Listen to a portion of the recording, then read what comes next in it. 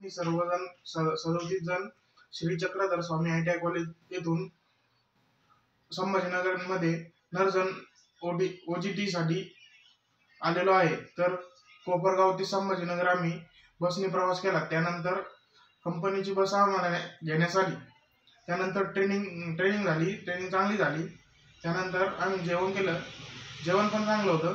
त्यानंतर आम्हाला सरांनी रूम अवेलेबल करून दिल्या। त्यानंतर थँक्यू नर्जन, थँक्यू। आम्ही 37 जण श्री चक्रधर स्वामी ITI कॉलेज कोपरगाव इथून आलेलो आहे नर्जन तर्फे ऑन जॉब ट्रेनिंगसाठी।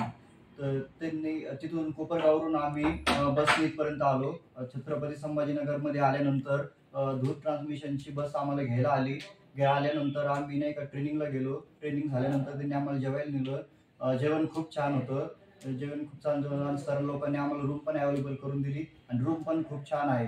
थँक्यू नर्जन, थँक्यू धूत। आम्ही 37 जण श्री चक्रधर स्वामी ITI कॉलेज इथून नर्जन धूत कंपनीत संभाजीनगर येथे आलो आहे आणि आम्ही कोपरगाव मधून संभाजीनगर येथे बसने आलो। त्यानंतर कंपनीची बस आम्हाला घेण्यासाठी अवेलेबल झाली आहे।